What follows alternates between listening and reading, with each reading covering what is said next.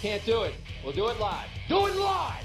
I'll write it and we'll do it live! Mister, will you please wake up? Holy on smoke! And now, ladies and gentlemen, This is Snowman in the Morning. Oh, yeah. Yeah, baby. Oh, I didn't do that right. Let me try that again. Good morning. Welcome to the Tuesday edition of Snowman in the Morning. Happy to have you with us. We are presented in part by Michael Scott Insurance for all you folks that listen and tune in from the great state of Michigan. Michael Scott Insurance is the way to go to get your insurance done the right way, protecting what matters most. That's Michael Scott Insurance. Give them a call today at 810-985-3211. That's 810-985-3211. Cole Johnson in just a second.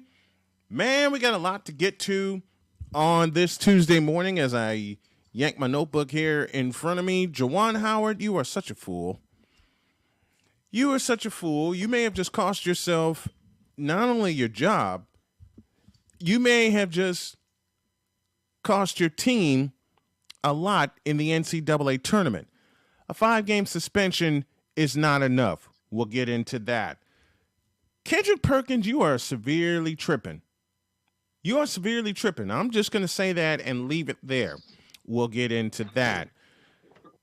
Brian Flores hired by the Pittsburgh Steelers as an assistant while his case is going on. We'll get into all of that. We got some basketball to fill in the blanks. No guests this morning because a few didn't get back to me in time, and I take fault for that because my body just petered out yesterday. My wife was home; it was her day off, and I just petered out, and I just slept. Let's be real about things as we get started here and everything gets going. Cole Johnson, how are you? I'm doing pretty good. Good. Hope you're doing good yourself. I am, man. I am. I'm feeling great. I only had one cup of coffee so far this morning. I'll probably get my second one after we get out of here. But with all that said, I have a treat for you. Yeah, I got a treat for you. You see, Kendrick Perkins has said some dumb stuff, and this is not what I had planned to lead off with, but after that gem you sent me, I believe you should recognize this. It's time to go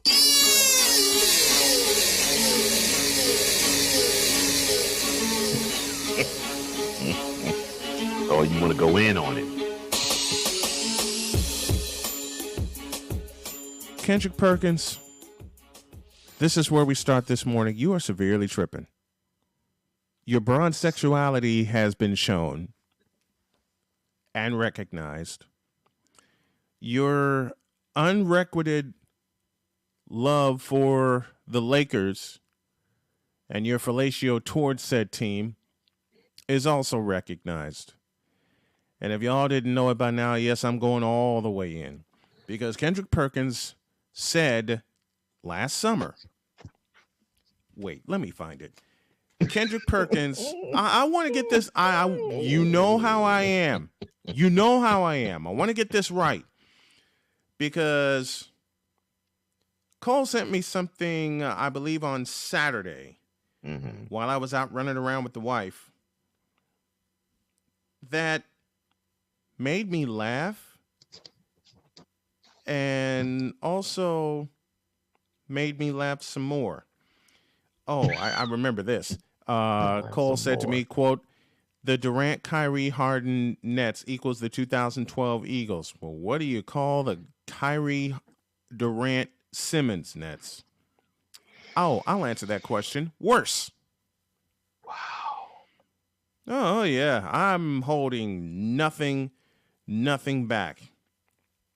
I'm trying to find this frivolity of Kendrick Perkins. I can't. Yes, I have. I found it. While we're going in, Kendrick Perkins said this a day after my birthday. Quote, Russell Westbrook to the Lakers would be dangerous for the NBA. They would instantly become title favorites. Don't at me and carry on. Close quote. Really? That was said on the 22nd of July of this past summer. Yeah. Go at him. All right. Oh, I've been at him since. I just choose to do it in front of my microphone instead of in front of him because he wouldn't like me. Kendrick Perkins, you were either high, drunk, or both when you made that statement. How is that working out for you because you said it and the Los Angeles Lakers because they're experiencing it? Hellacious? Nah. Bottom feeders? They're getting close.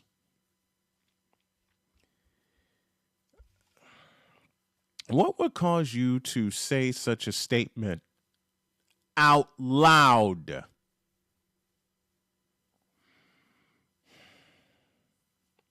Oh, okay. Did anyone send a memo about how this team would be dangerous with Russell Westbrook? Because the memo that I got and created with my partner is that ain't happening.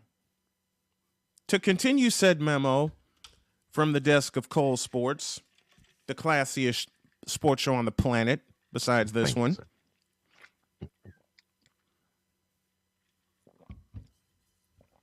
The continued memo reads, quote, this is a geriatric ball club that needs the handicap parking space logo in the lane. Close quote.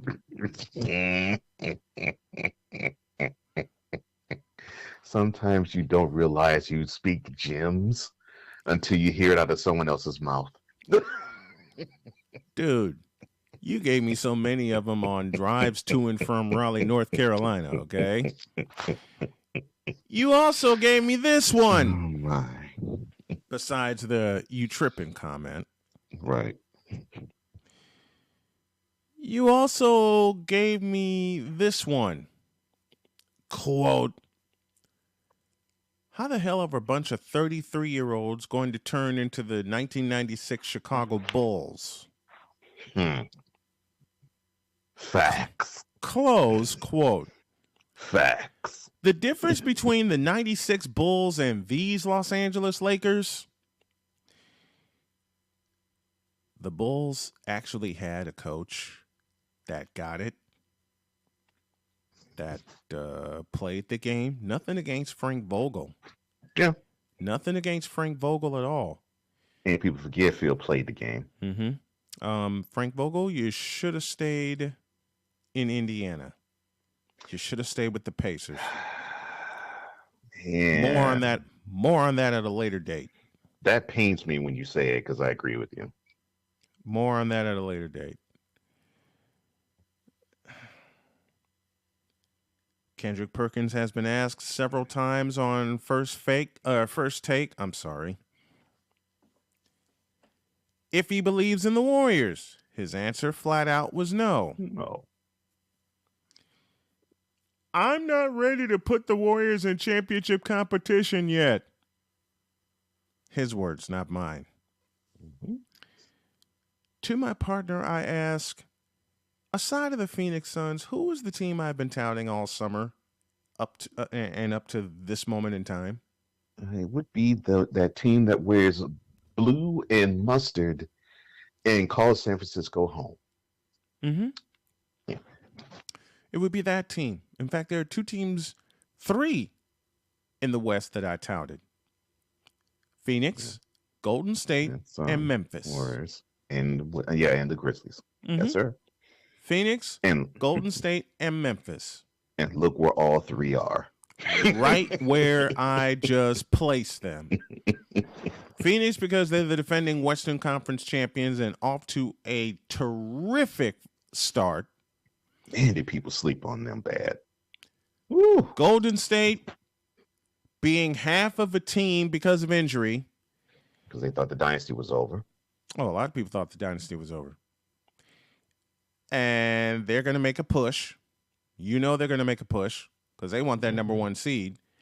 And surprise, surprise, Kendrick Perkins, you find a fellow you have continued to sleep on, Ja Morant and the Memphis Grizzlies. I'll say that again. Ja Morant and the Memphis Grizzlies. Now let's see. Chris Paul, Stephen Curry, Ja Morant. 3 of the best players in the league that you do not mention. You actually said the Lakers should go after Westbrook over Chris Paul. Well, I have a key question for you, and it goes like this. How is that working out for your team, you stupid idiot? The 3 teams in the Western Conference that you slept on, my friend, are right where they need to be, 1 through 3. And if the Lakers continue to play that they are playing, forget the play-in round. They'll be on the outside looking in. Now, we don't have to explain the problems of you-know-who, the de facto GM. We don't have to explain, and I get this from a lot of friends of mine that say Carmelo Anthony needs to touch the ball more. Carmelo Anthony needs to go. Okay? And I don't mean to the hoop either. He needs to go. He needs to be out. He needs to be out of the league and off that team. But he's a walking, talking triple-double. And why am I concerned about that? Oh! You saying that basically the Lakers should release his behind today? Is that what you're saying? I will say it correctly, and all shouts to Michael K. As far as Westbrook and Carmelo, Anthony Davis, I hate putting you in this, but I got to put you in this. Unfortunately, yes, you do. And LeBron James. Oh, that ain't happening. Well, I know, but I'm going to say it anyway. They should release all their asses today. I know LeBron's not going to go anywhere because they happen to sign him. God only knows why. An extension. And people tell me, well, I'm glad you're not the GM. If I was a GM, I'd cut all their asses without blinking. I'd push the plunger, wave the white flag on the season, and start over. But that is me. And to Kendrick Perk. Go ahead. Yeah, Perk. What happened to them being 70-12? What happened to them being 6 Hall of Famers strong? They ain't playing like Hall of Famers. What happened to them running roughshod all over the league? What ain't happened seen to it them since tip off of the first game? What happened to them destroying Golden State in their first meeting? Well, I mean, Curry had an off night, and he dropped a triple-double. Curry had an off night, and he dropped a triple-double. And those aren't my words; those are his words. I'd be frightened to death if I were every other team in the Western Conference hearing that. But, Mr. Perkins, please retire your microphone. Please retire your Twitter. And please get off First Take and get some real takes, will you please? When it comes to the NBA, you played in the game. You played with the Boston Celtics, for God's sakes. Yeah, he's a world champ. Yes. You're a world champion. You're certainly not talking like it or acting like it. I would say get a hobby, but this is your hobby. And I'll leave it there. Go!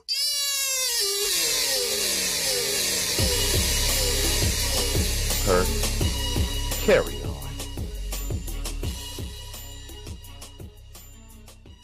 Lord have mercy.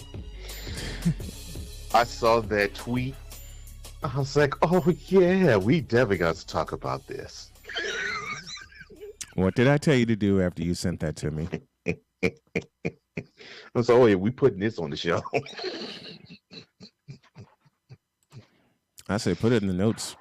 Mm-hmm. We putting that this was on my the show. that was my first comment. That was my first response to you. Put it in the notes. Oh my gosh, because it was great to see that, and we're looking back now 7 months later, and it's just, the Lakers today are such a unmitigated disaster. Oh my gosh, it's unreal. But I felt it in my bones, just like you and yours. My wife felt it, and she didn't even watch basketball. She said, "These guys are playing together." I said, honey, I wish I was making this up.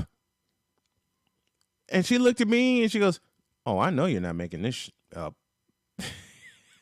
And the thing is, LeBron asked for it. And I'm thinking to myself, he's getting it. Yeah, he's getting it. I'm asking myself, so you realize that Westbrook is the same type of player you are. The only difference is he's 5 to 6 inches shorter. Yep. Because he also is like a bull in a china shop. He does not have a jump shot. He never had. LeBron and Westbrook never had a jump shot. Okay, I'll say it out loud. I've said it out loud for the years I've watched him. LeBron has never had a jump shot. Period. Point blank. End of story. Now, prepare for those who will say to you, what do you call that game-winning shot in the All-Star game? A pickup. Not a pickup. A pickup. It's a pickup, okay? You know it as well as I. We got to go to a break, but if you would be so kind as to support us on Patreon, patreon.com/official. SIT Morn is the address that you will need. Back in a moment. This is Mario Andretti. You know me as a race car driver, but I'm also a Meals on Wheels volunteer. I've raced against the sport's biggest personalities, but I've never met more vibrant, amazing people than the seniors served by Meals on Wheels. As a volunteer, you deliver a hot, nutritious meal and a friendly hello to someone just like your mother, grandfather, or next door neighbor.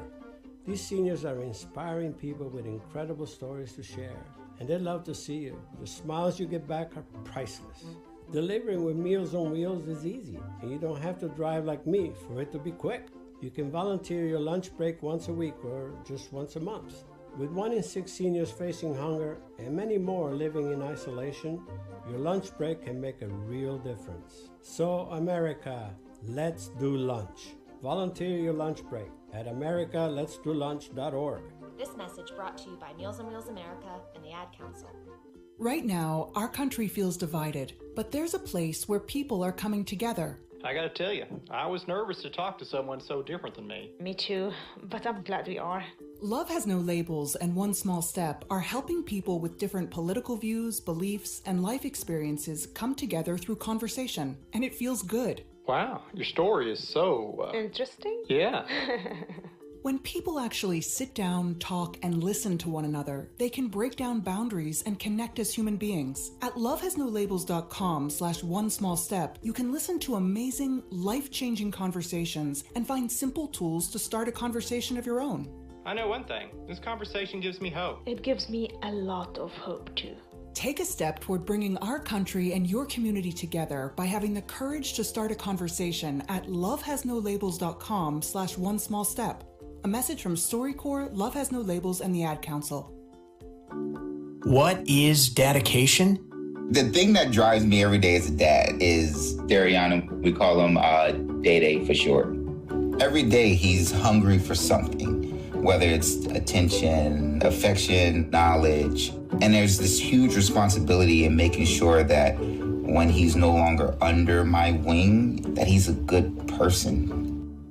I think the advice I would give is you don't need to know all the answers.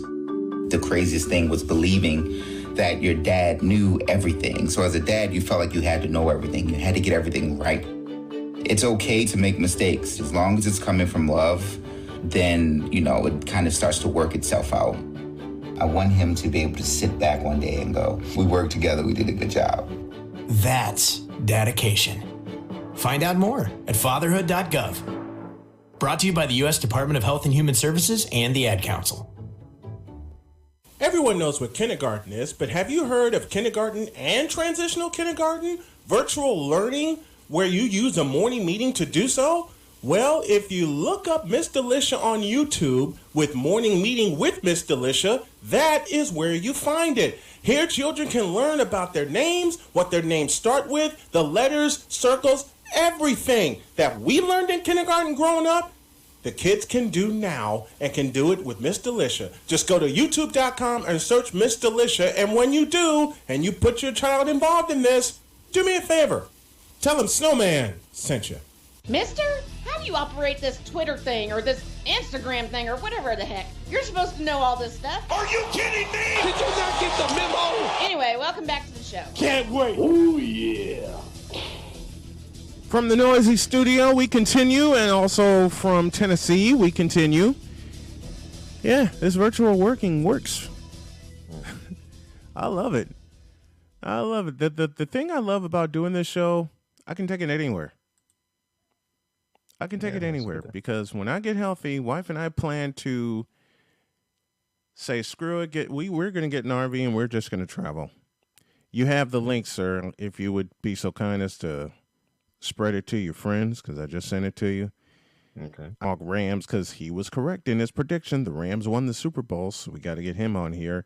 2 weeks' time, we're going to have Broadcasters Week. Some of my favorite voices that I've had a chance to listen to over the years will join me, and I'm hoping one of them will be Gary Rima, the retiring voice of the University of Northern Iowa, and I will let this cat out of the bag. I am pursuing that position. I have been encouraged by Gary Rima to pursue that position. If you wonder what I'm doing, I'm sending the YouTube link to just about everyone I know to get some more eyes on the program. Now then, Juwan, wait, just a moment. Let me make sure I get everything in. Let me make sure I get everything in motion here. Now then, Juwan Howard. Do we really have to talk about him? I put it in the book. I don't know why, but I put it in the book. I have a very short opinion of him. And it goes like this. Juwan Howard should be fired right now. I looked at the video 100 times. And it's the raw video. It's not the broadcast video. It's the raw video.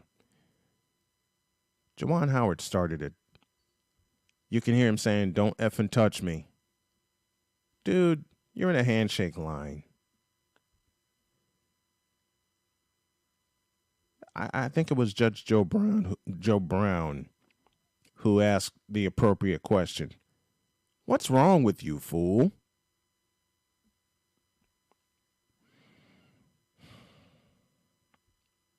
I hate seeing men act like this. I hate seeing men act like this. I'll say it a third time. I hate seeing men act like this. You are a head coach of a Big Ten school.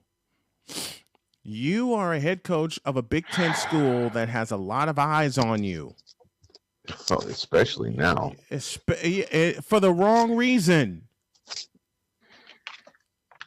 I'll go as far as to echo an opinion that Mike Valenti said on his show in Detroit. Hiring Juwan Howard was a farce of a hire. Wow. It's like when Michigan hired Jim Harbaugh. Okay, I understand the echoing of the late Bo Schembechler when he said a Michigan man's going to coach Michigan. Well, let me ask this. What have those two done lately? Okay, well I mean, Jim Harbaugh did finally beat Ohio State. In how many tries? If I'm not mistaken, 5. But and each of those 5 previous times, he got his ass kicked. In each of those 5 previous times, he got his ass kicked. Oh, my God. 2 of those times were in his house. That makes it even worse. 2 of those 3 times were in his house. When they got run over, I think one of those scores was 56-27. But this is not about Jim Harbaugh. This is about Juwan Howard. Did I get that wrong? Similar premise. No, you didn't. No. Okay. But it's similar premise. Michigan man being brought back to restore the luster. To restore the luster when y'all should have went outside, had a board put together to hire not just a Michigan man to coach your team, but the correct coach to coach your team. I'm sick and tired of seeing these big-time schools bring back players, former players, to coach their team, especially ones that have, say it with me, no experience. All right. So to somewhat set the table. I think I pissed off my partner. Here we go. So Michigan got their butts whooped by Wisconsin Sunday. They got lambasted. And this was all due to the fact that the Wisconsin head coach, and the name escapes me because I would say it wrong. I want to say it's Gard. Yeah, assistant coach John Gard. I believe that's him. So he calls timeout right before the game is over. Mm-hmm. And it's because of that, which sets a grown man off. Juwan is the same age as we are. Mm-hmm. And you're going to tell me that you're going to, would you, even if we're in the spirit of competition, would you, if you were coaching, allow yourself to be thrown off and taken off of who you are as a person because you disagree with whomever calls a timeout? That's, I'm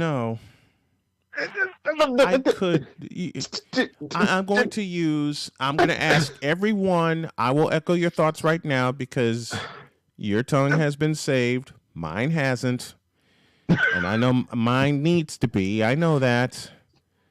But allow me to echo your words that you're trying to come up with. Mm-hmm. And forgive me to everyone well in advance. That's fuckboy shit. It's just. Am I on the right track? Oh, you most certainly are on the right track. Am I in the ball? Am I hitting this one out of the ballpark for you? Oh, it's a grand slam. It's a slam? Yeah. Oh, no. You tell me you don't let it. He said that's a slam. I don't use that phrase often, okay? I'm trying to clean up my language. I really am, because I am a father and I am a grandfather and I am a husband.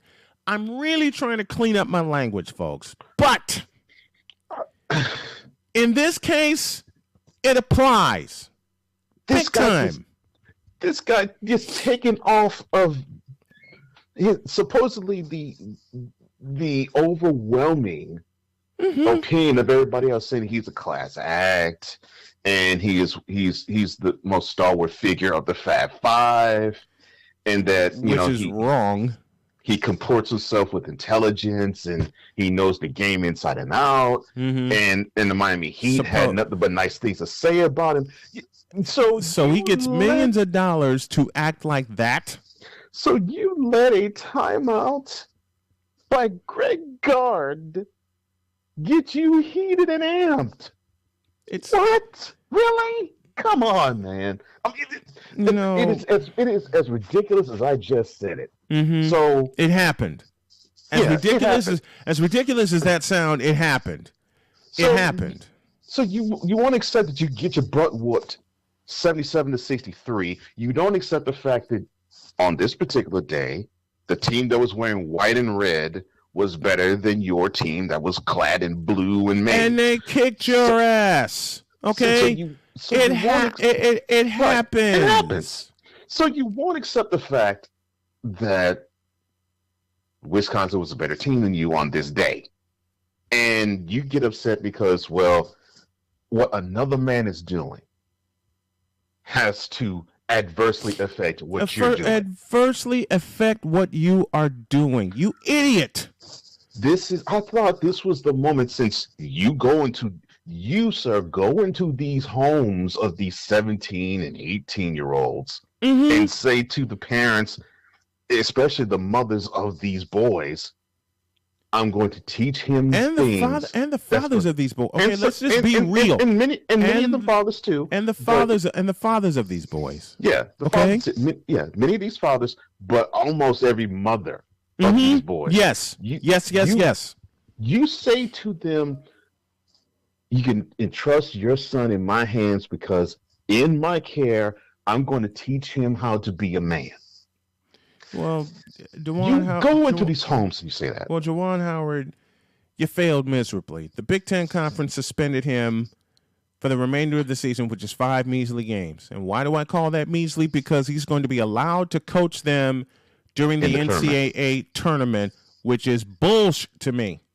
Well, probably be allowed to coach in the Big Ten tournament too. You know what? Forget releasing his ass today. I'd fire his ass today. Right after his press conference, the next day, I'd have marched him into the office and handed him a pink slip.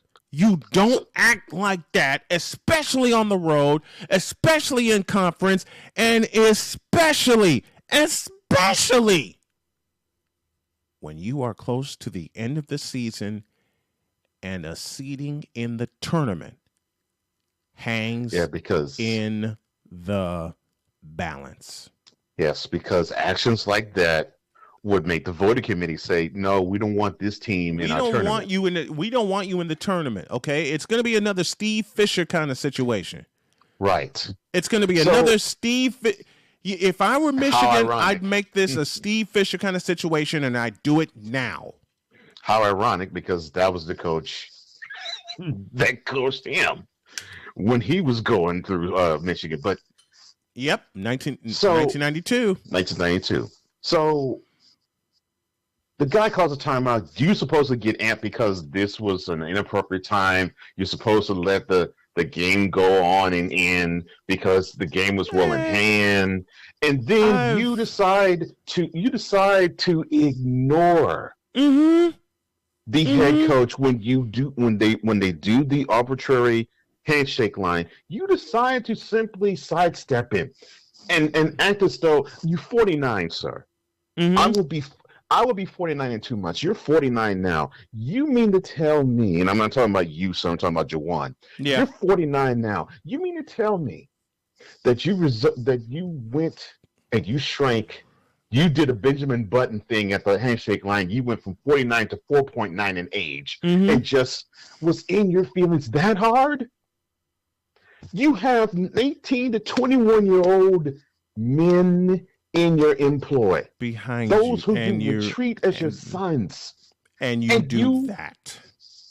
And you comport yourself with no control. No self-control. You allowed this man who called a timeout to make you get heated. And then you avoid him. Coach Gard tries to say, well, wait a minute, let's shake hands and let's go on, because I understand from Gard's position, these coaches have to talk with each other. All 14 in the Big Ten, they have to talk with one another eventually, and not just on the court. They got to communicate off the court too. Right. So I've been around coaches like the late Lou Henson. I've been around coaches like Lou Henson, Gene Cady, Chris Collins, Doug Collins. I've been around coaches that have class. Yeah. Steve Kerr. Coaches that have class.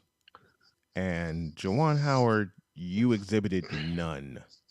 But you, sir, what do you do? Supposedly a guy who has the reputation of being all class, both when you were a Michigan State player and when you were playing NBA and when you were an assistant coach in the NBA. My God, I've been around.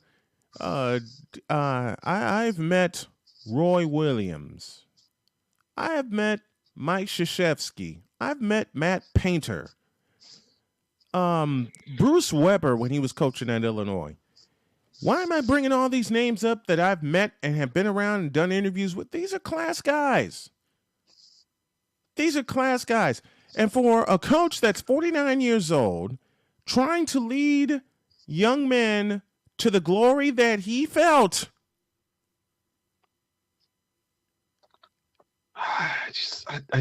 I don't get it. I don't get it. I mean, and then so you had your choice for us with him. You all get separated. Mm-hmm. Then you see one of Guard's assistants, I guess, in your purview, in your estimation, in your summation, said choice words to a player of yours, and so to defend your young man's honor, you decide to haul off and swing and slap and swing. This is how you conduct yourself. And then I didn't hear one word that said, you know, man, I was out of pocket. I was wrong. I am sorry. None of that. That's why they should get rid of his ass. You defend this crap. Come on, Juwan. That is why. Come on, man. No, you can't defend that crap. That is why the Big Ten Conference and the University of Michigan need to come down on him. The Big Ten Conference handed their ruling down of a 5-game suspension. No. Here's why he wasn't suspended for the Big Ten tournament. I personally, at least. I thought he was going to be. I thought he was going to be suspended for the rest of the year. That's what I thought. Yeah, I thought we wouldn't see him again. That should tournament or not tournament. Tournament or not. And that's the correct ruling. That's what should have happened. Tournament or not, the next time we would see him on the sidelines would be November, December. If they keep him. And now that is a question. So that is what I thought was going to happen, but they decided to simply have him be suspended for the rest of the regular season. People were calling for his head just like you. I understand why. Because you do not want. I mean, we're now old enough to where we could, if the situation were to allow itself, have young men that age as our sons, and we would be thinking, would I want to comport myself as a father to a man, a young man that I reared like that? And the answer is no. I wouldn't want to do that around him. No. Because I would want to teach him, you know, I know you have the ability to be wild. You have the ability, you have the ability to defend yourself. Yeah, you're strong. You have the ability to knock people out. It is that way because it is to defend people who can't defend themselves. It is not to simply be aggressive because you can. Right. And Juwan modeled the behavior of whenever something affronts you, swing. That's not right. And that is why I could totally understand why you and many others I've heard says that he needs to get out of there. He needs to no longer coach in the sidelines in Ann Arbor. I understand that. I fully understand that. I knew he wasn't going to be fired for 2 reasons. One, since they had success last year in the tournament, they figured, okay, well, this is now something that we haven't had a taste of in a good while. Yeah. And they extended him before this season began. And two, they until Sunday, they enjoyed the fact that the ex-Fab Five member is now on the sidelines coaching, and now we can heal and we can get on with the business of the Fab Five being Michigan guys, because for 30 years they weren't, and we wanted no parts of them. Mm-hmm. So for those two reasons, I knew he wasn't going to get fired. However,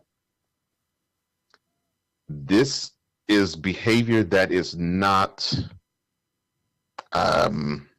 what's the word? What should I use? Conducive. Well, it definitely is not conducive to the boys, but to the young men. But this is conduct that is not new.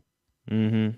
Because if I understand, and you're a little closer to the situation since you live in Big Ten country now, mm-hmm. that he had a problem with Maryland's coach. I think it was last year. Yes, sir. And so, but that was blown off. Mm-hmm. That was completely blown off, and in essence, the 5-game suspension blows this one off. Yeah.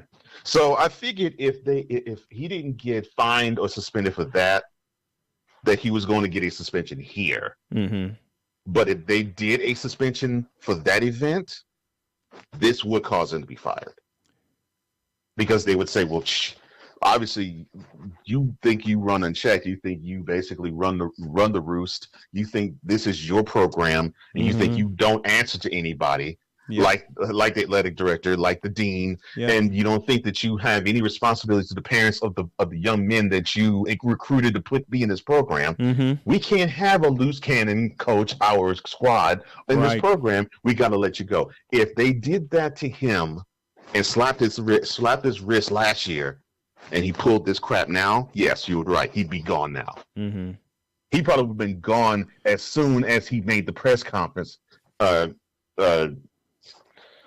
comments of, this is why I was upset. Get out of here, Juwan. And this come on, man, you know better. Is a mediocre Michigan basketball team. Yeah. This is a mediocre Michigan basketball team. They are. They lost to Seton Hall. They got blown out by number 2 Arizona. Tarleton State, who the hell is that? They got blown out by North Carolina. They put 102 on Nebraska, but Nebraska is suffering. They lose to Minnesota. Okay? 3 games were postponed or canceled. All right? You lost to UCF. You lost to Central Florida, Juwan. You're not doing good. Lost by 15 to 15th ranked Illinois. All right? You barely beat Northwestern. You barely beat Penn State. You get blown. No, you blow out Purdue. I take that back. You lose by 11 in your house to number 22 Ohio State. See, that makes a Michigan fan go, make it stop, please. You're not good. All right? I mean, Michigan is 8-7 in the Big Ten. 8-7. Being coached by a member of the Fab Five that won 30 games plus each year. And yet, you're looking up at Purdue, Wisconsin, and Illinois. You're looking up at Purdue, Wisconsin, and Illinois. And they extended him for what? I'll say it again. They extended him for what? Mm-hmm. They thought last year was so good, they gave him 5 more years. They gave him 5 more years to F it up worse. Okay? They gave him 5 more years to mess it up even worse. Worse! I'm sorry, but it doesn't fit. The contract does not fit the person. I thought Michigan was a big-time Big Ten school in a couple of sports. I haven't seen it. They're supposed to be. And when we were younger in football, it definitely was. Mm-hmm. And for us in basketball, it was when we became men, or right around the time we were about to become men, when they started to have a taste of big time program. Exactly. Marcus Hart chimes in. It's disappointing. No emotion regulation. None. Oh, none. 100, man. 100. None. Yes.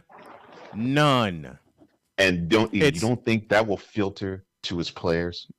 If it hasn't already? If it hasn't already. Well, if it hasn't already? In that raw clip, you saw it didn't. Mm-hmm. I mean, you saw it has. Yeah. Because along with them, you saw the Michigan players swing as Wisconsin players and coaches. The boys follow the coach, okay? And the coach's emotions have got to be contained. They've got to be contained. I mean, you just had a foot put in your ass by a rival in Wisconsin. Okay? Yeah. You lost by 14 to Wisconsin. And you're looking up at them in the standings anyway. Yeah, it's one of those, you got to chalk this up as a bad day at the office. Hey, good game. Yeah. It sucks, but good game. Shake hands. We'll talk later. We'll exchange notes. But no, you don't act like that. And if you have an axe to grind, you shake his hand and say, okay, cool. We'll talk off the court. Do that. Mm-hmm. But you don't act as though your parents, because this is really how I looked at it, you don't act as though your parents took your favorite toy away from you because you did a bad thing in school, and then you get all hot and heated, and you transfer your anger to somebody else. Mm-hmm. Mm-hmm. That's weak. That's very weak. Yeah, and it's too bad for him that it's too bad for the young men under his charge. It most certainly is, because he still gets to coach them. He still gets to be around them. He still gets to lead them, and that needs to change. And it needs to change, and that needs to change immediately. I am highly disappointed in him. So am I expected more, and I expected better from him. And this is what we get. Yeah. Do us a favor, folks. Support the show on YouTube. Go to youtube.com/snowmaninthemorning50. That's youtube.com/snowmaninthemorning50. And if you feel so kind, support my buddy Cole Johnson by subscribing to Cole Sports, also on YouTube, the classiest show on the planet, especially Cole Sports on the Daily. Back and forth. Everyone knows what kindergarten is, but and transitional kindergarten, virtual learning, where you use a morning meeting to do so? Well, if you look up Miss Delicia on YouTube with Morning Meeting with Miss Delicia, that is where you find it. Here, children can learn about their names, what their names start with, the letters, circles, everything that we learned in kindergarten growing up.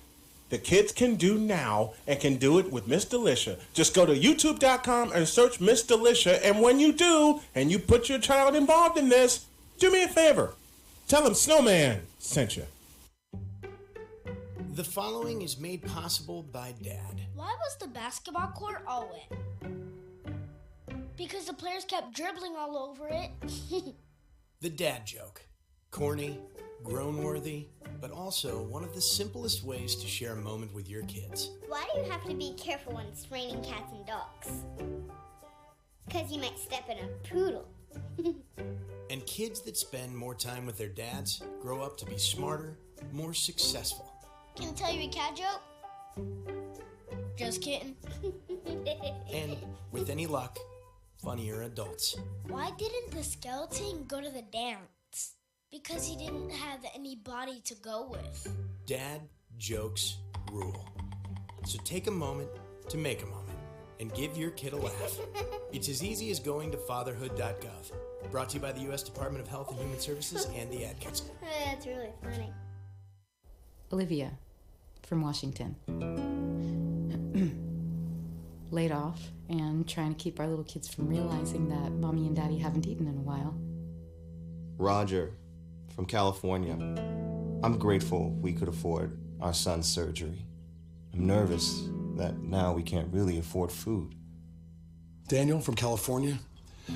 Choosing whether to pay the rent or pay to fix the car to get to work doesn't leave us with much at all. Now we can't even pay for meals. Donna from Louisiana. The storm just hit, and we went from donating to the food bank to needing it. Keisha from South Carolina. I've been skipping meals so my 2 kids can eat, but filling up on water doesn't really work. Hunger is a story we can end. End it at feedingamerica.org. Brought to you by Feeding America and the Ad Council. Excuse me, I know you have a 9 o'clock, so I'll keep this short. I'm the business suit in the back of your closet. You wore me nearly every day before your office went, quote, casual. I used to be the CEO of your closet. Now I'm just that one intern no one ever talks to. I always thought you'd circle back with me, get granular, keep me in the pipeline. But nada, nothing. Don't you remember the McKittrick presentation? You spilled coffee on me and I still looked amazing during the breakout talkback Q&A. So, I think it's time for me to move on. I've got a great resume and I absolutely crush it in interviews, okay? Let's make this a clean break. Shift the paradigm. The only thing I ask is that you think outside the box here and do this. Take me to Goodwill, where I can really make a difference. Your donations to Goodwill create new jobs, training programs, and education assistance for people in your community. To find your nearest donation center, go to goodwill.org. Donate stuff. Create jobs. A message from Goodwill and the Ad Council. Mister, how do you operate this Twitter thing or this Instagram thing or whatever the heck? You're supposed to know all this stuff. Are you kidding me? Did you not get the memo? Anyway, welcome back to the show. Can't wait. Oh, yeah. We are presented in part by Michael Scott Insurance. Hey, for those of you in the state of Michigan, give them a call at 810-935-3211. Protecting what matters most. Colin Bryan here with you on this Tuesday, rocking right along before we get into hour 2. And I had a conversation with some NBA fans, if you want to call them that. Oh, yeah. Mm-hmm. It gets more and more enlightening, and I'm not saying that in a positive sense, by the minute. You know, where do I go with this one? Okay. We touched on this last week, and we didn't get a chance to dive deep into it. All right, bring it. Ben Simmons is a fraud. This is news? For them. I'll say it again. You know why this is news for them? Because they continue to believe in the Brooklyn mess.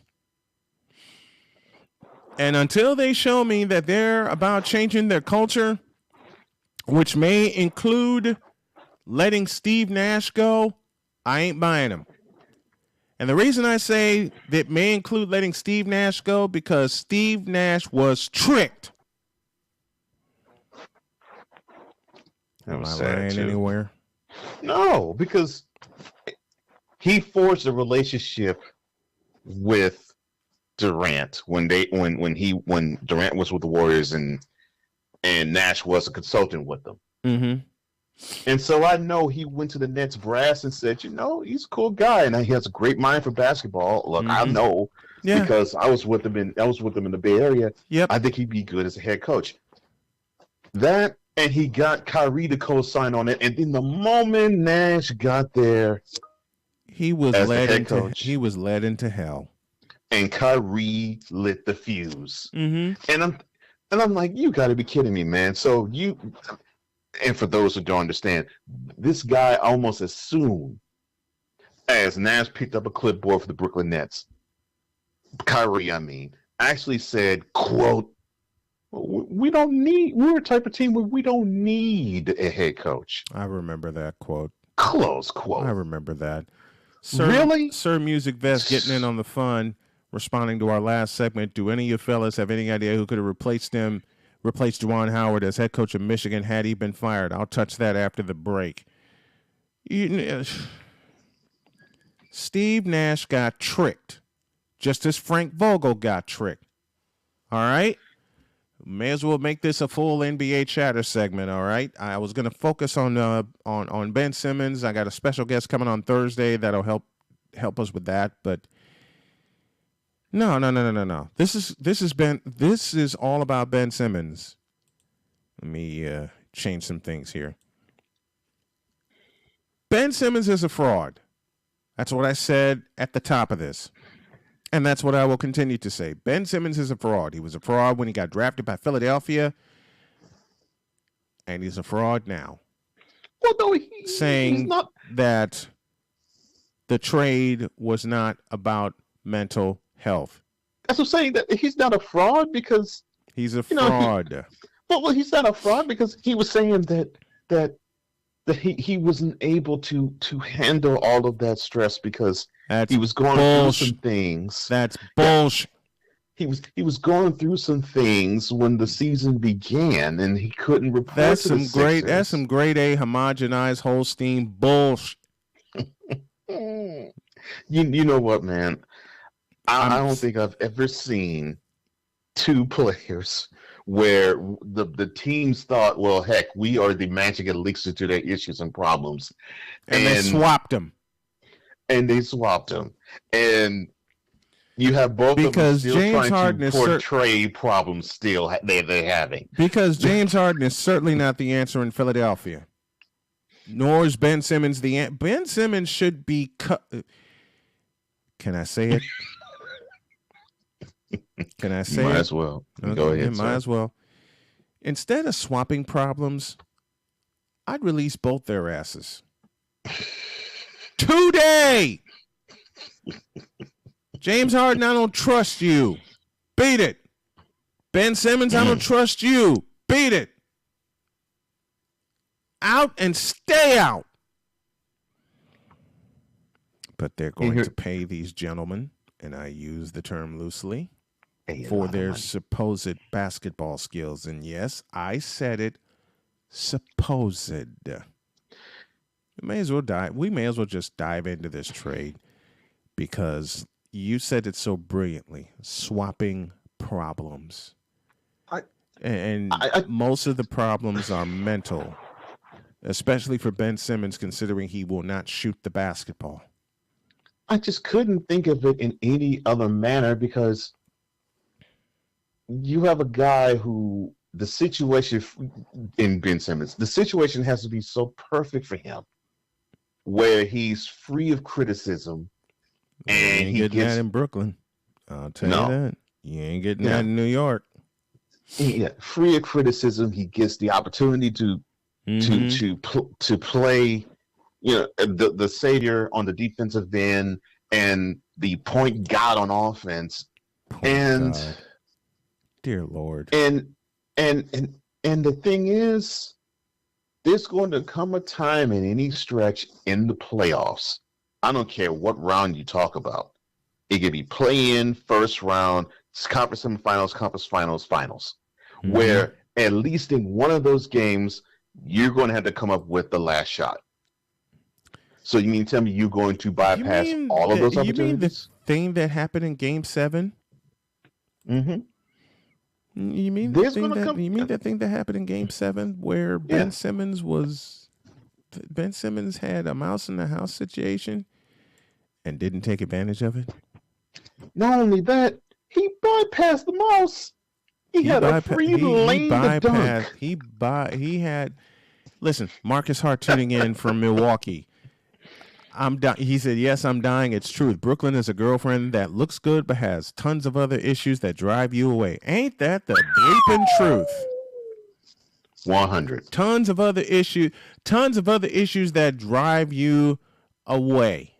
That totally is a find a lie statement. Yes, I agree with that 100%.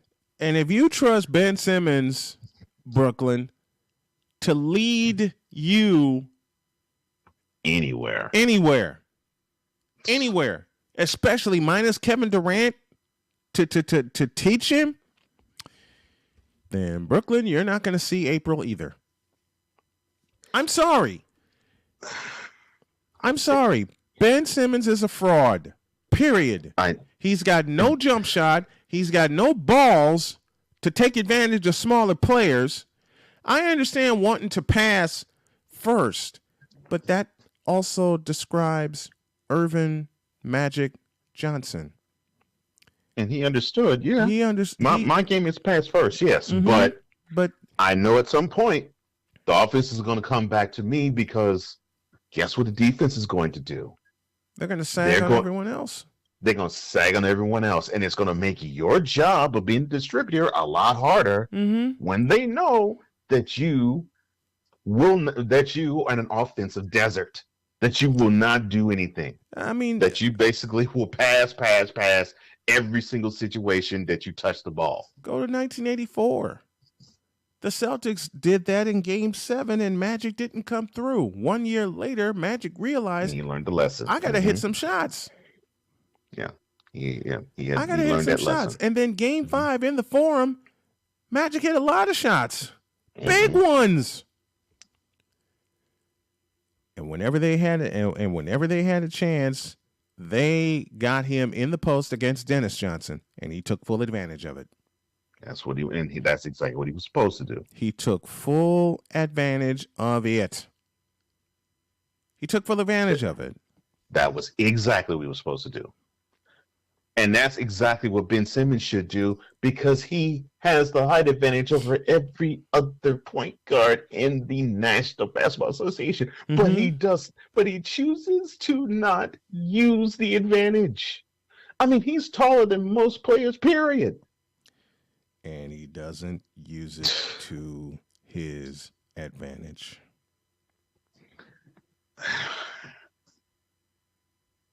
It frustrates me to no end.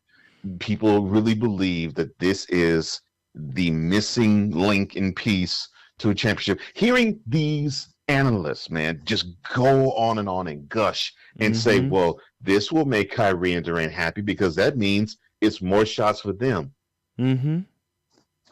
So we're going to bypass what we all saw this past summer in the conference semifinals when Durant had all the shots he could have.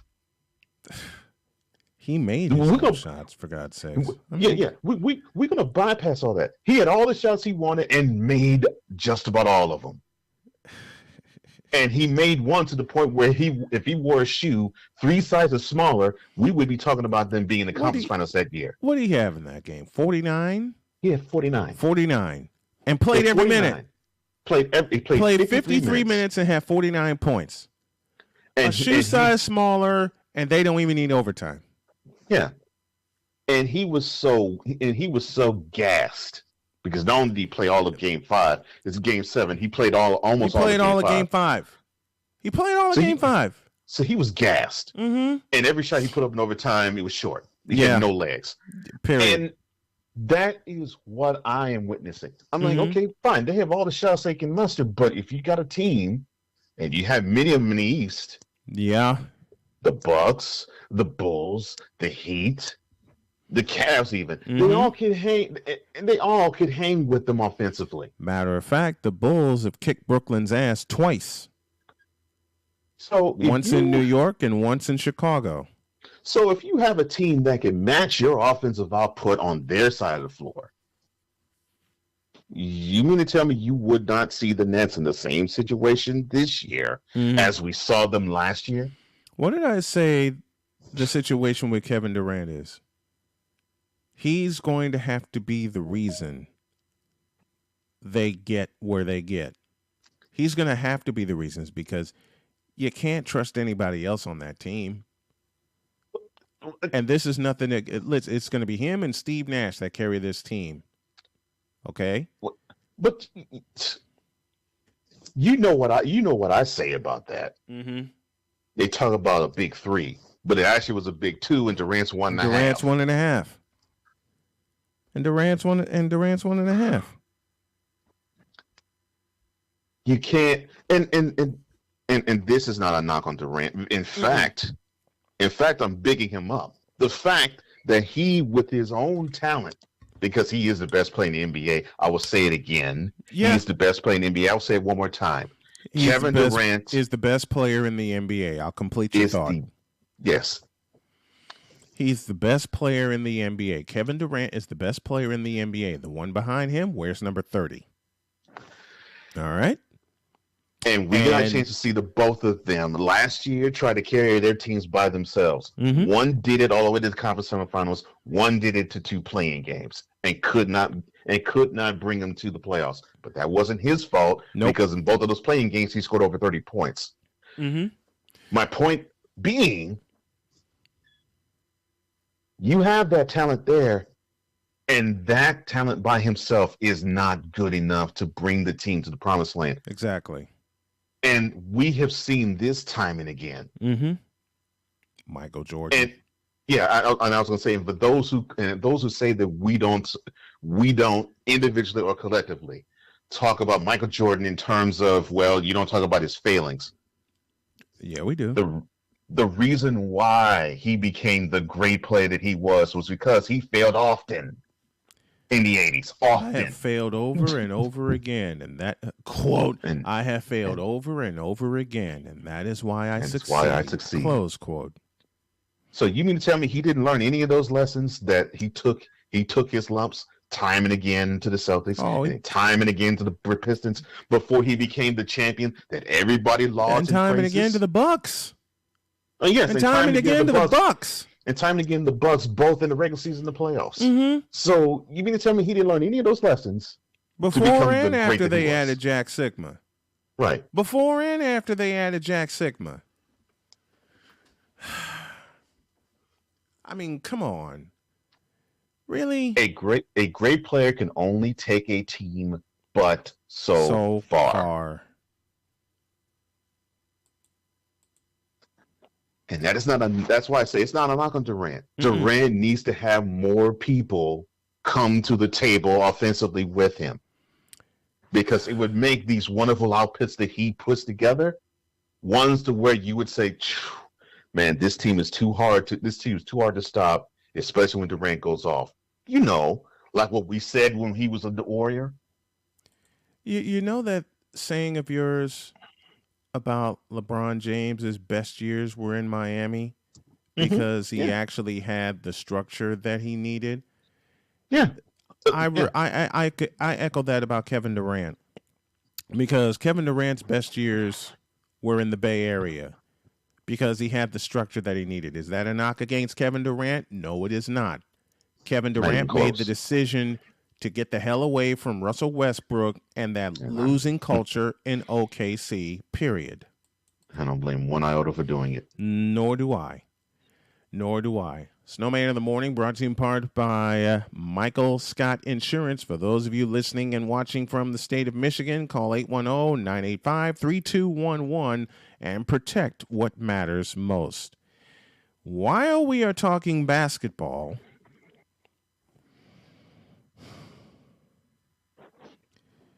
and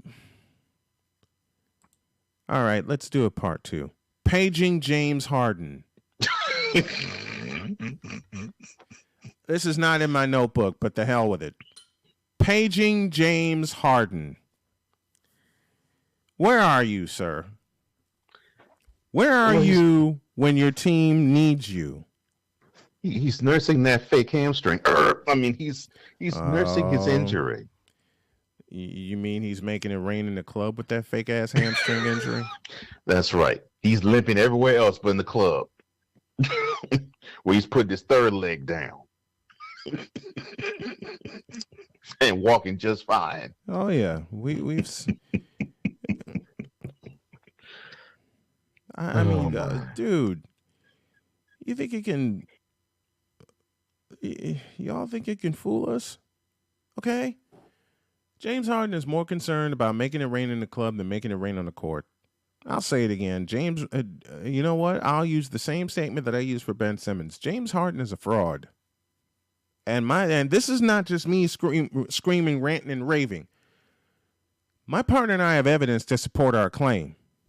And that's unfortunate, but yes, we do. 8 years in Houston.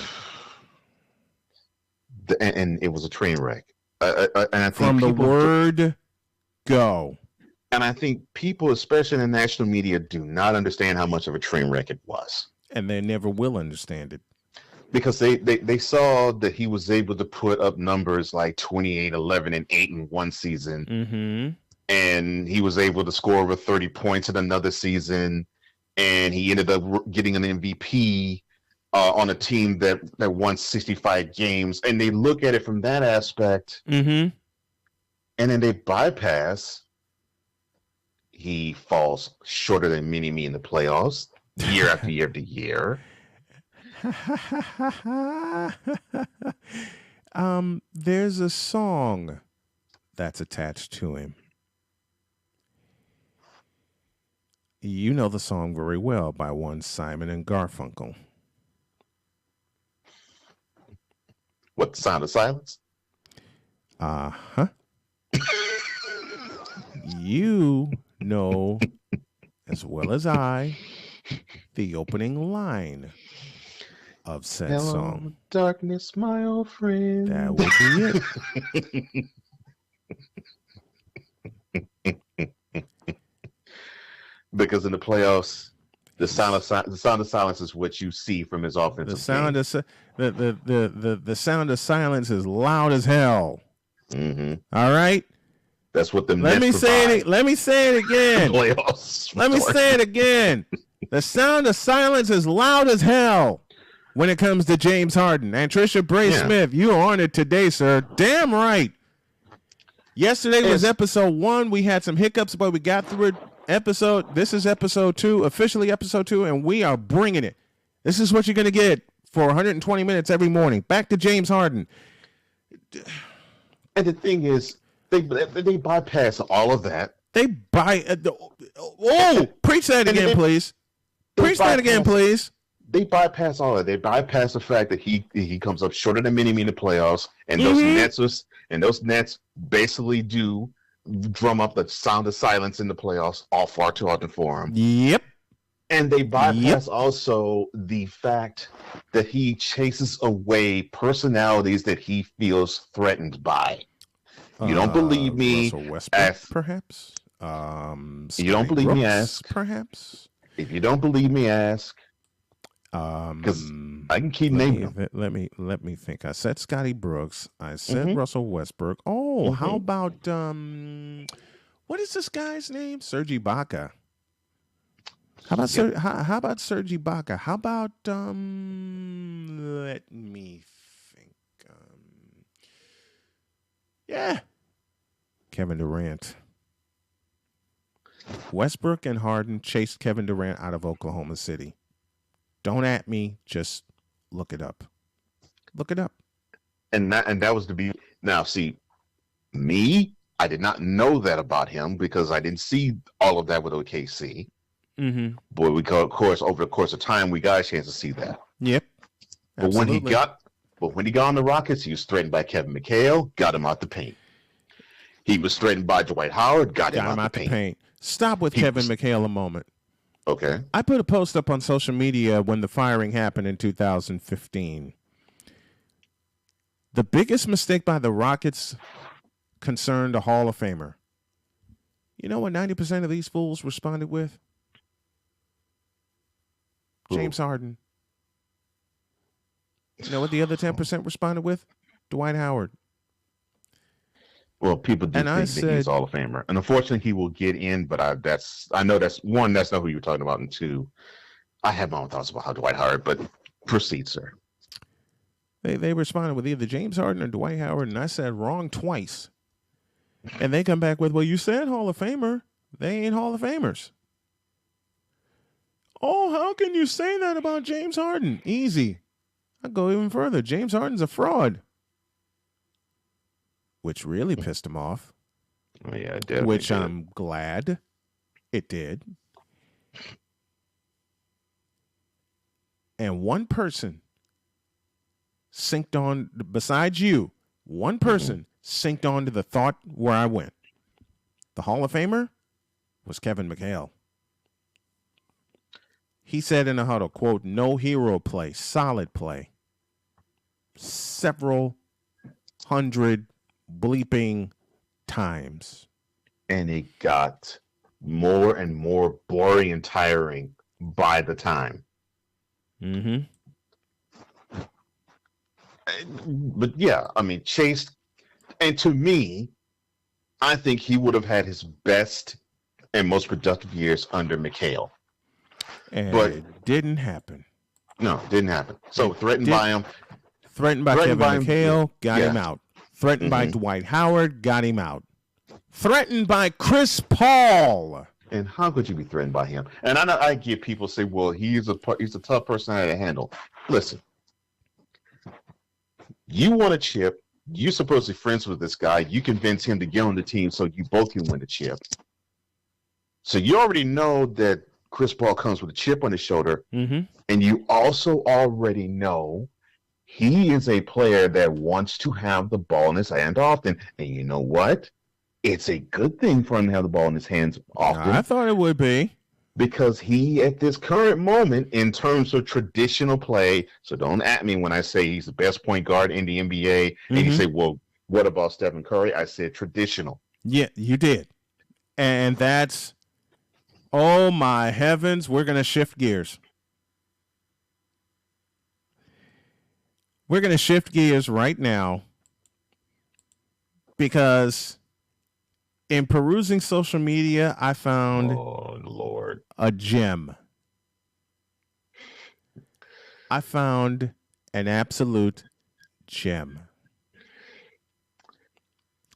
The moment when you said in perusing social media, I'm like, oh, Lord. Okay, so what gem did you find? I'm going to have to do something that I don't want to do. And by the way, we'll be on tomorrow because my doctor appointment got changed. I'll explain all of that later. But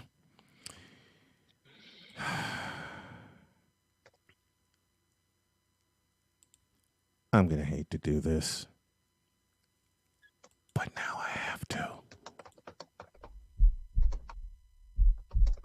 In a world where partial greatness is celebrated and total greatness is shunned, oh no, there stands to be a figure on the lips of those who love him and those who hate him. The inane comparisons to Michael Jordan and Kobe Bryant continue and has existed since 2003. There is no end in sight, for the battle between those who unconditionally love and unconditionally hate him wages on. These are their stories. Welcome to the Bronzexual Confessions. Oh my gosh. Okay. What ugly bronzexual take did you hear this time?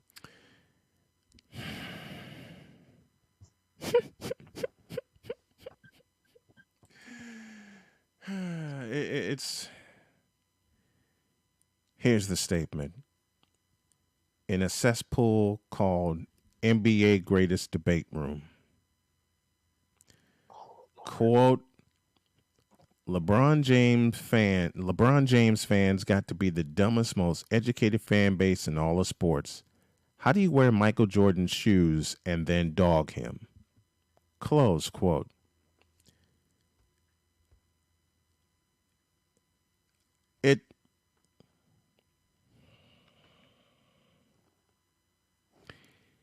It's the comments that get me. Right. When one bronzexual responds with, when a dumb person calls someone dumb. Another one says, this got to be one of the dumbest takes I've ever seen. Another guy says, Rhodes Scholar right there, LOL. All right, you bronzexuals.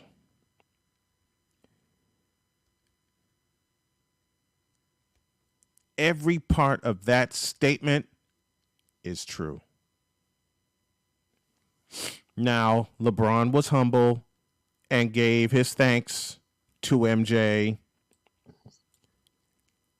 for the fadeaway and for All-Star Weekend. And I called LeBron James a fraud for many, many years.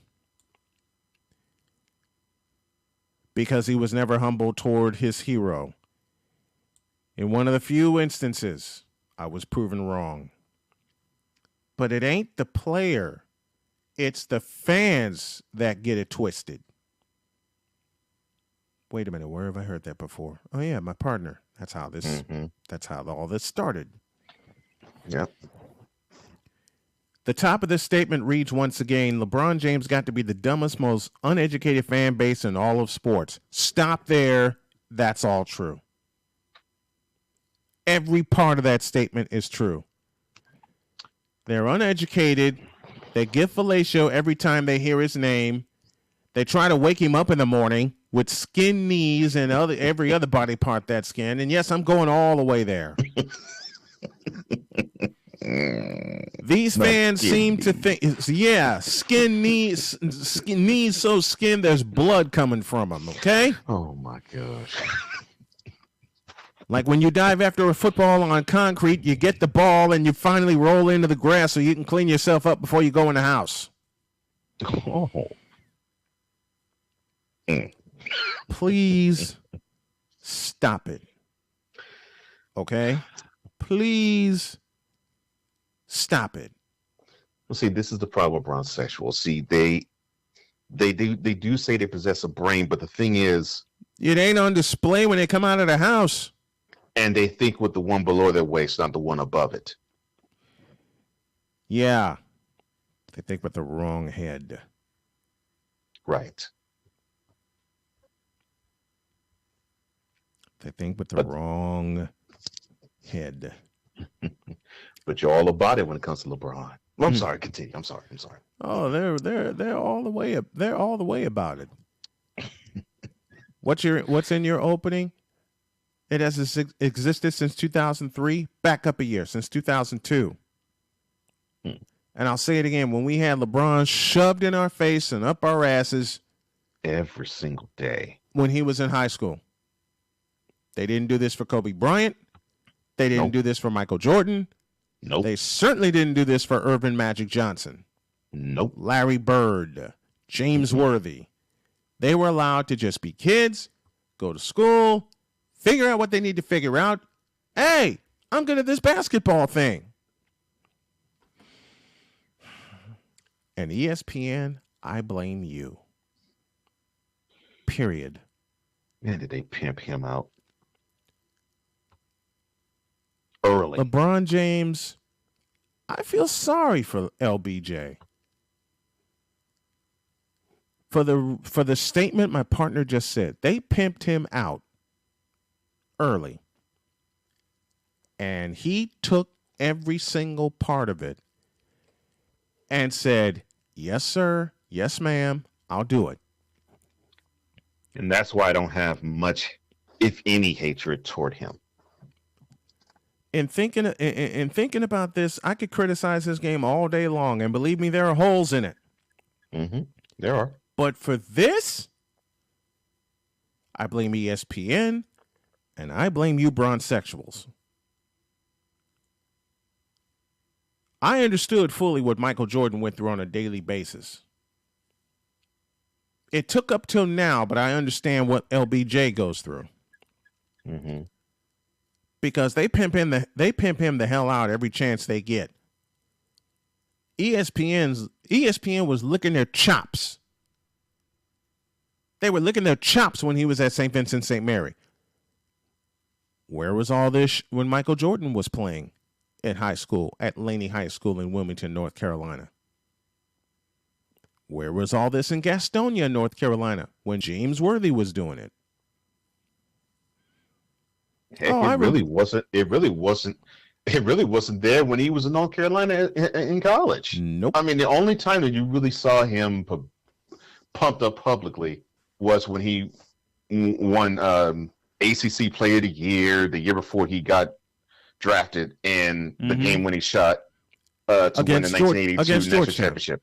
That's really the only two times against Georgetown. That's really the only two times you saw him like, oh, he is just pervasive, and it was like for a fleeting moment each time. Mm-hmm. That's it. That's it. Again, I blame ESPN, and I blame you bronsexuals for pumping him up to an unholy standard. I'll say it again. I can criticize LeBron James's game each and every day, and Lord knows I do. But you bronsexuals make it 100 times worse. When you put out these, not the one that I read this morning, but these ridiculous ass takes. 1,000 less shots than MJ, 2,000 less shots than Kobe. That makes him the greatest of all time? Bullshit. See, the scoring the most scoring the most points, because they're writing with it now, since now he owns collectively the most amount of points ever scored by an NBA player in the history of the sport. Now that he owns that mark, that considers for them that makes him the greatest player of all time. And see, LeBron, this is partially your fault too, because you had the nerve to open your mouth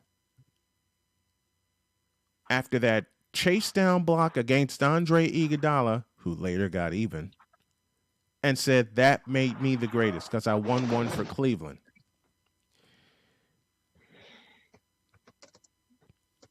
I echo the words of Michael Jeffrey Jordan. In my mind, one of the two greatest of all time, the other being Captain Skyhook. And yes, I said two greatest because after some film study, which is what you all need to do, I put Kareem on my greatest mountain, and believe me, it's a mountain, and it's building. And it is very difficult to deny him because of that. Very difficult. At the end of the 1997 finals, Michael Jordan said a statement that applied to the Chicago Bulls, that applies to the team we're putting together for this show, and everyone who's had to work within a team concept. It goes like this, quote, "We are entitled to defend what we have until we lose it." Close quote. Wait. Yes, in sir. that quote, what was the first word? We. So for you bronsexuals who think this is an I thing when it comes to, which is what LeBron has said several times. Yeah. I'm the greatest player in the world. And Andre Iguodala cooked him.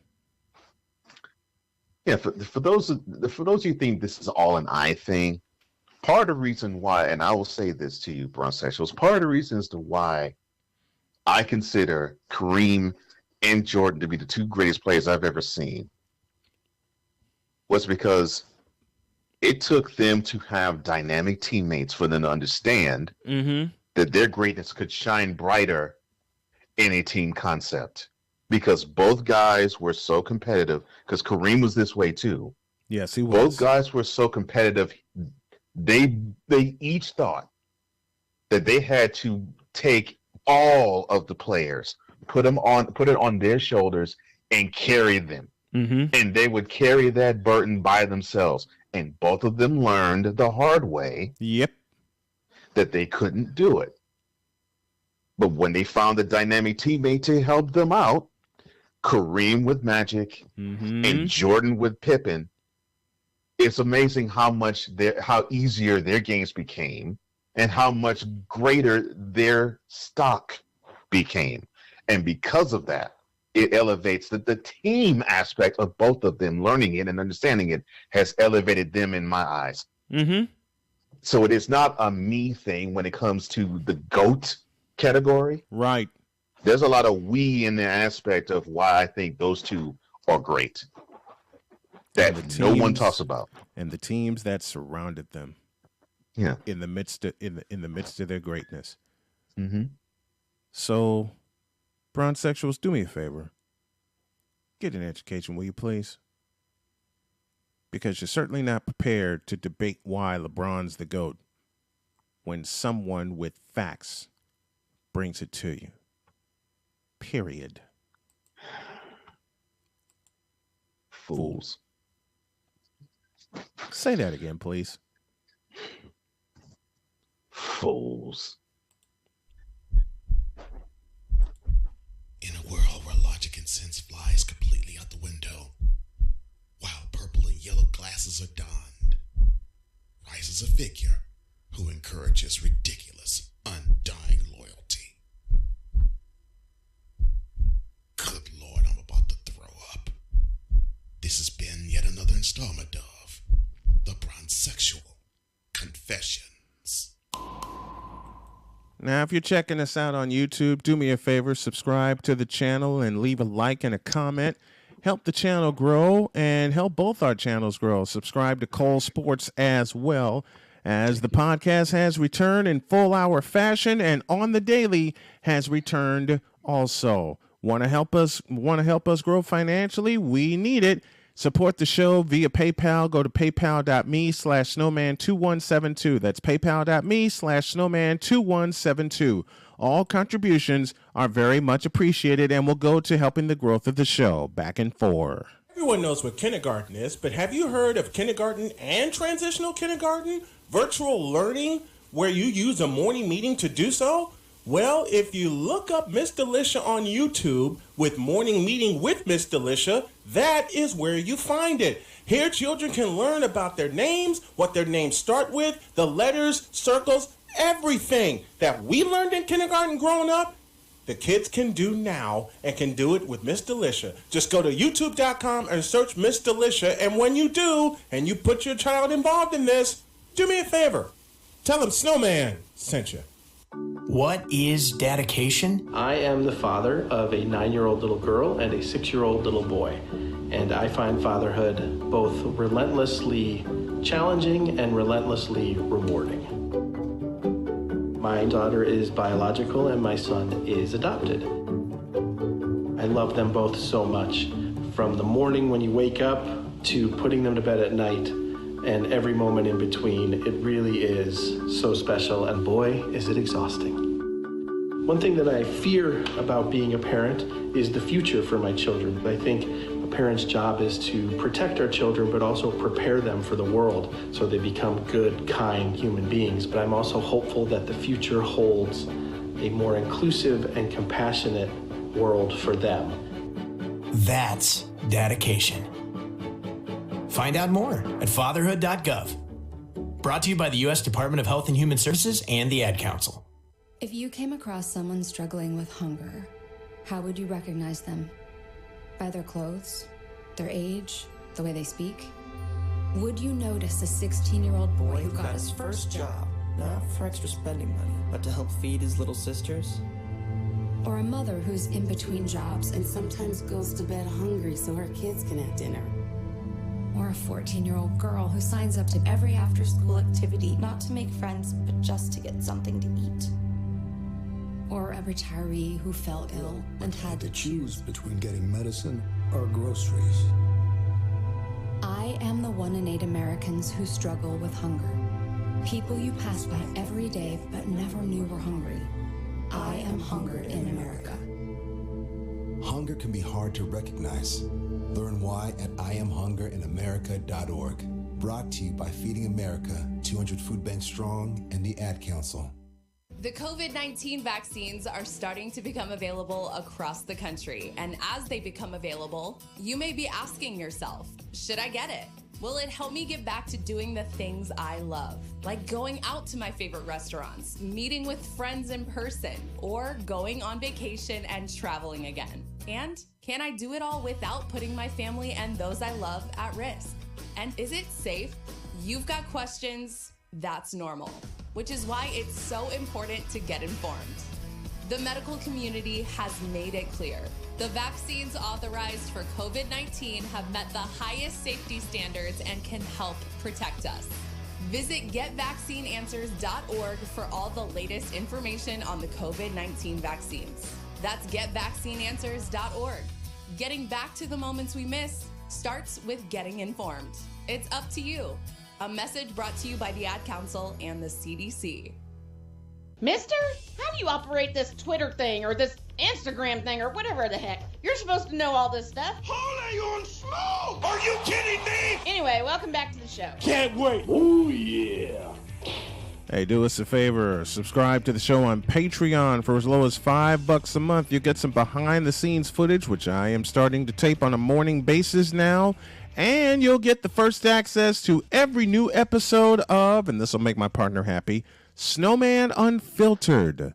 The first one drops on Monday, and you all are going to love it. Subscribe to Patreon. Go to patreon.com/official SIT Morn. That's patreon.com/official SIT Morn for all the goodies that you can get for as low as $5 a month.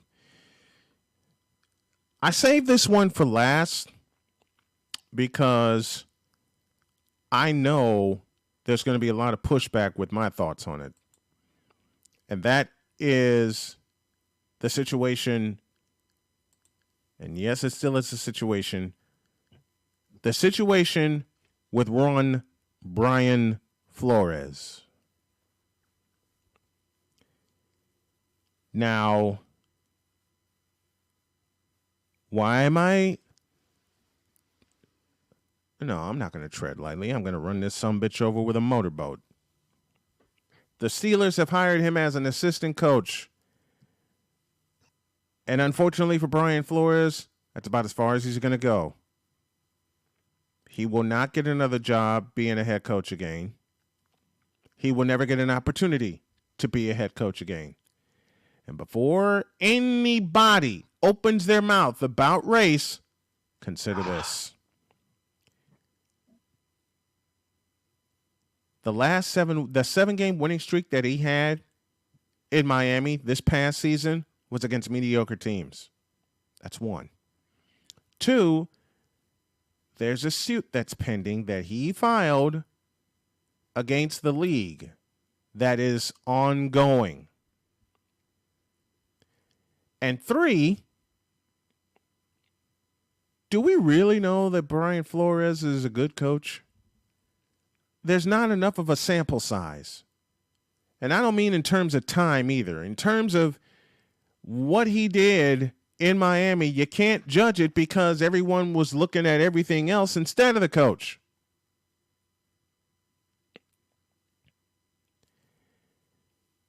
Now, I don't want to hear anything more about a black man that can't get an opportunity as a coach. Brian Flores just got one.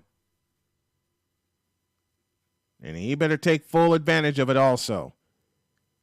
I'm sick and tired of these posts coming up about there's not enough black coaches in the NFL. Well, you know what you do about that? You blow up the Rooney Rule and you hire the best coach for your team. That's how I've always felt. Never brought race into the equation. Never brought creed into the equation. If you can coach my football team and do a good job in doing so, I got you. Partner, do we have to mention the name Art Shell? Yeah, it's amazing how, with a decent record, actually, he had a pretty good stint with the Raiders and never had another coaching opportunity again. But his name's never mentioned. Nope. And correct me if I'm wrong, sir. Mr. Shell is black, right? Correctamundo. So I just wanted to make sure. Correctamundo. 1990 AFC Championship in the house that Jim Kelly built. They got blown the hell. They got blown the hell out. But who was coaching the Raiders at that time? It was Art Shell. Art Shell. And it's unfortunate that he never got back to the championship game.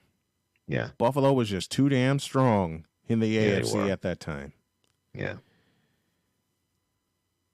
Now, why do I feel that Brian Flores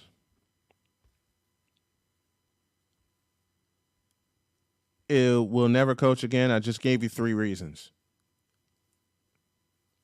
The biggest one is he has a suit going on that's active against the NFL.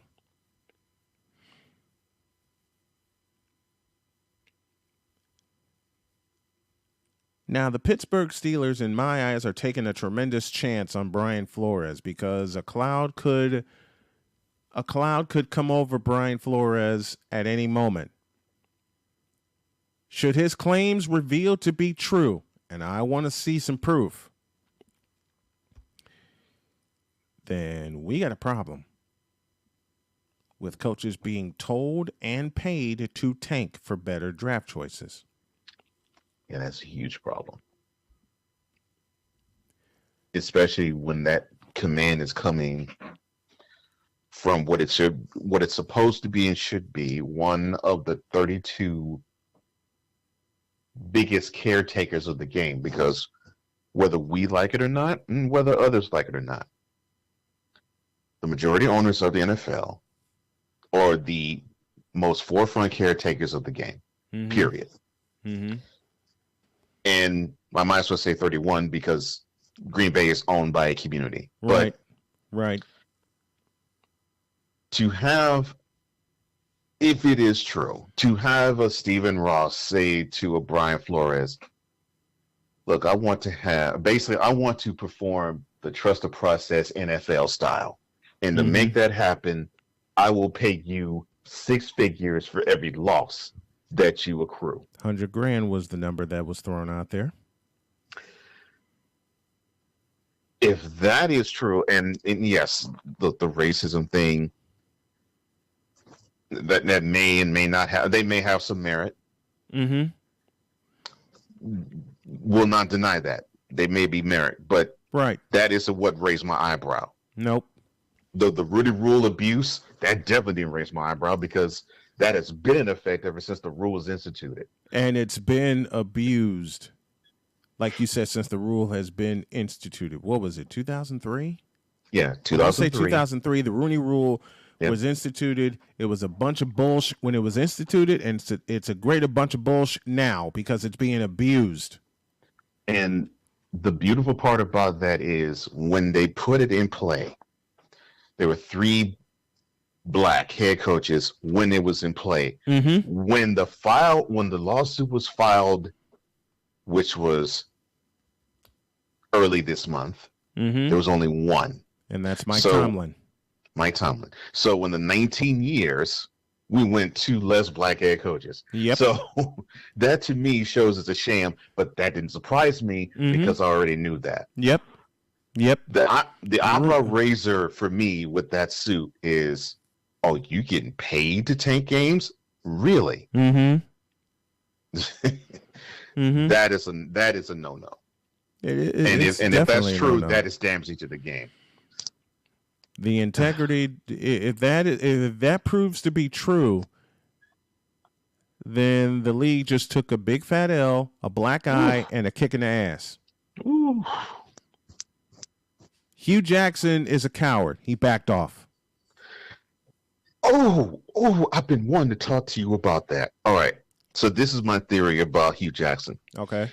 He was bold coming out and saying, well, yeah, this happened to me. The Bengals did that. Paul Brown did that to me. Mm-hmm.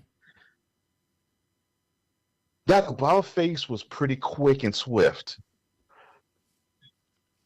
Who do you think gave that code red for him to back off? Because that's how I believe what happened. Oh, really? Yeah.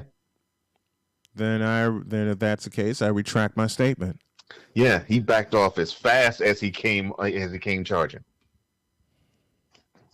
Then I retract my coward statement. Wow. So not only does the suit lose steam, then my incorrect statement is heaped on Hugh Jackson. Mm-hmm. Because it was a couple of days when the suit was filed, Hugh came out and said the Browns. No, I'll say it wasn't the Bengals, the Browns. My bad. The Browns paid him off to lose games, and in 2 weeks, ago, he was like, "You know about that charge to Jimmy Haslam?" Yeah, the Browns made him back off. I don't think it really happened. Mm-hmm. Yeah, The Browns put a shotgun to Hugh Jackson. Exactly. That's what I believe. Now, I'm not saying that. Yeah, I'm not saying that basically that contraction is an all out lie, because it probably is. But I'm thinking he was forced to make that concession. I believe it. I believe it. I definitely believe it. But you are correct, sir. That it because I think he was named in the suit to add support to the claim, and you're right. That claim loses a bit of steam because of that. Which makes me question when it'll gain steam again. Because some coaches, if some coaches have gone through it, they better speak up now. They better speak. They better speak up now. And speaking of black coaches, there's one name that I want people to keep out of their mouths, and that's the name Eric Bieniemy. Here's why I say what I say. Listen carefully.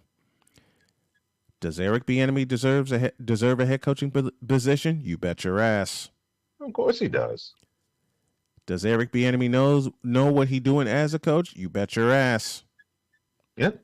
He's one of the greatest assistants we got in the NFL. To say otherwise is ridiculous and a bull-faced lie. It is. Now, why am I honing in on Eric Bieniemy? Because about every black person is in saying there's racism involved that Eric Bieniemy is not a head coach. Freeze, turkey.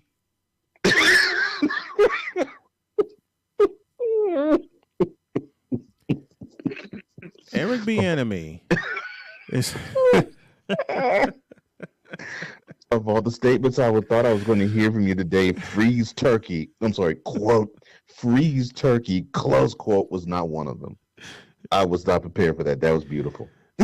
I'm sorry. Go ahead, man. That was a priceless time. You delivered that beautiful, valuable gem. Oh my gosh. Freeze, turkey. Oh my. Bravo, sir. Bravo.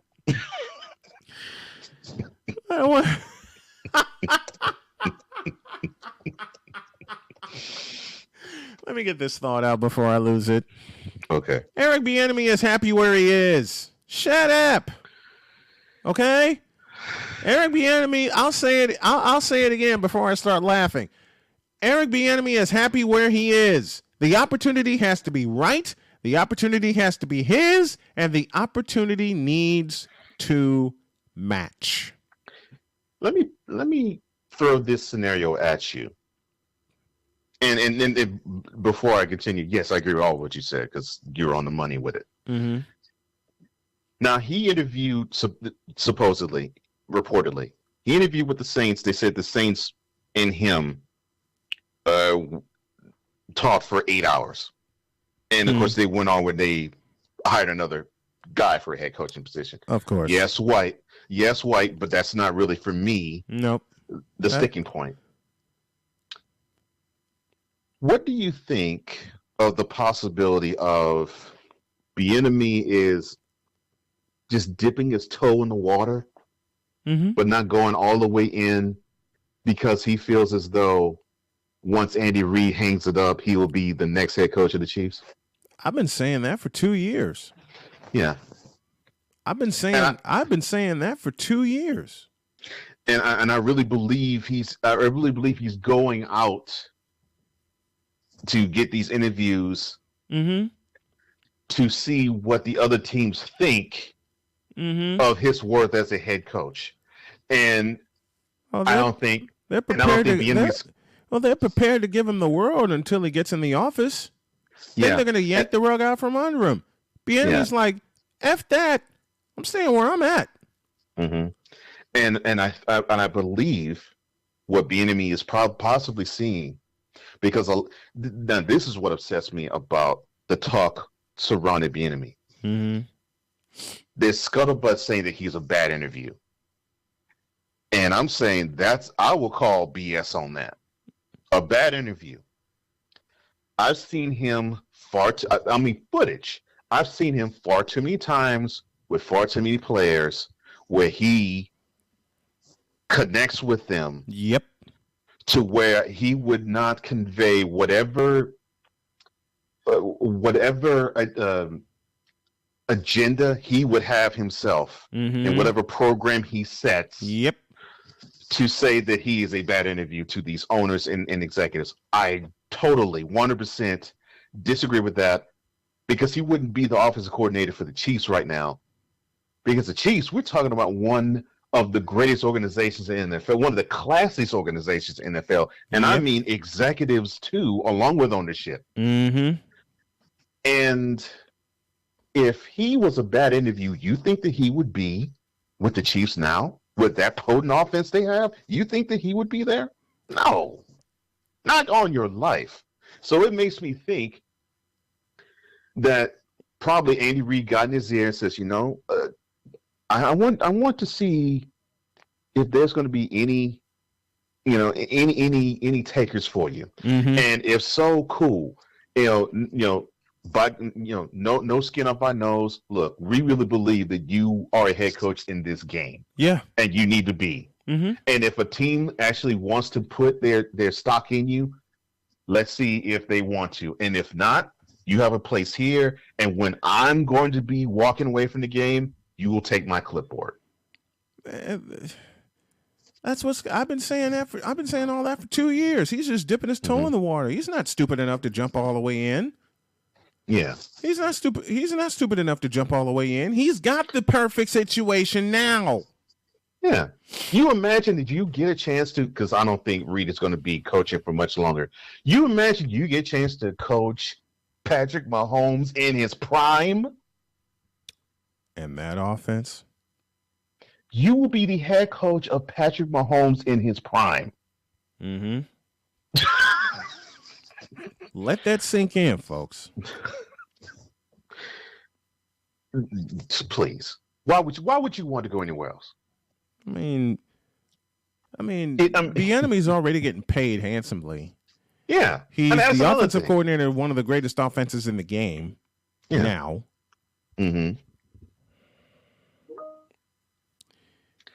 Really?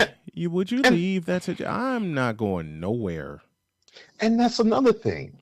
They set it up so cold for him to where he actually, I believe, has the ability to look at a situation and say, okay, you want to hamstring me, you want to you want to handcuff me here, you want to dictate who I want to bring on as offensive defensive coordinators here. Nah, I'm good where I'm at. Because and so this is that right there is why I do not believe with Bieniemy it's a race thing. No, it's not. It to me is a situational thing. And if he gets handsomely paid to be the offense coordinator of, to me, the most potent offense that's out there in the game today, why would he want to go away from that? And he has the possibility of being the head coach of that offense. And when I say possibility, I'm talking about probably within 2, 3, or 4 years. Yeah. Why would he want to leave? Well, I mean, everything's right there. Yeah. Everything's right there. Everything's right there for him. Yeah. He has respect of the executives at the Chiefs. He has respect of the ownership at the Chiefs.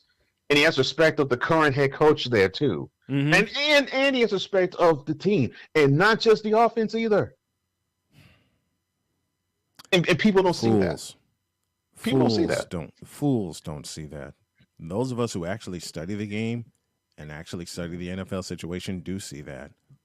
Yeah. But these fools, man alive, it just makes me wonder why they are where they are. Okay? It just makes me wonder why they think what they think, not why they are where they are. It makes me wonder why they think what they think. Look, my team is the Texans. When I heard Bieniemy's name mentioned as a possible hire choice, my first thoughts, my first words, and my first inclination was, don't even do it. Don't do it. Don't do it. Don't even entertain it. You're better off where you are. He knows that.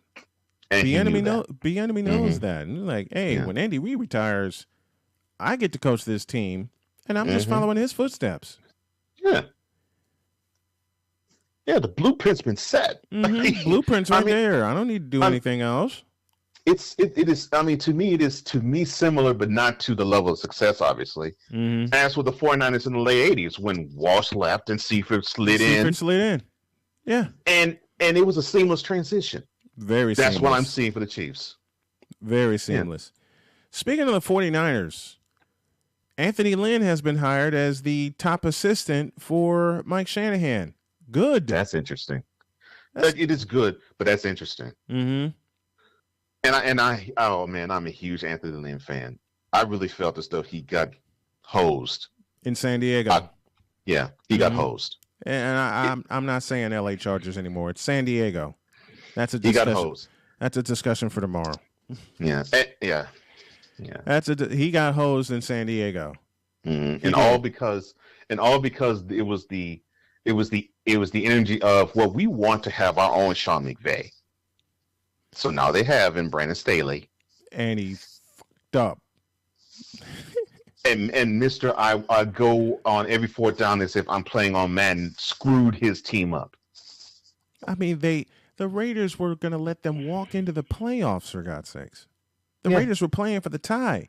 They're playing for the tie. They weren't playing for and then you pissed them off by calling a timeout. You fool! I mean, they were playing for the. They're going to kneel down and walk off. Brandon Staley, you idiot. That's all I got to say. And we better get the hell out of here.